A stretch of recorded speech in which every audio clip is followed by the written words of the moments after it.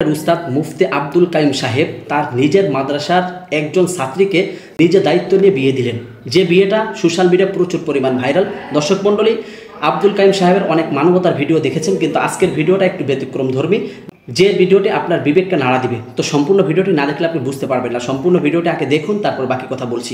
তার প্রিয় একজন ছাত্রীকে বিয়ে দিলেন এবং বিয়ের বিষয়টা নিয়ে কিছু কথা আব্দুল কাইম সাহেবের মুখ থেকে শুনবো। তো চলুন আগে শুনে আসি। প্রস্তাব করিলাম, আপনি বলেন আলহামদুলিল্লাহ কবুল করিলাম।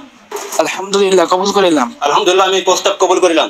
আলহামদুলিল্লাহ এই প্রস্তাব আমি কবুল করিলাম। সকলে বলি বারাকাল্লাহু লাক ওয়া বারাক আলাইক ওয়া জামা বাইনাকুমা ফিল খায়র।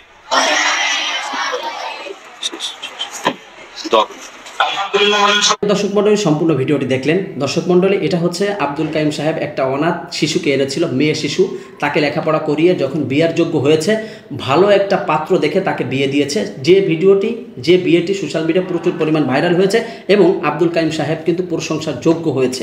এর আগেও কিন্তু আব্দুল কাইম সাহেব ইতিমধ্যে একের পর এক কিন্তু প্রশংসার কাজ করে যাচ্ছে, অর্থাৎ মানবতার কাজ করে যাইতেছে।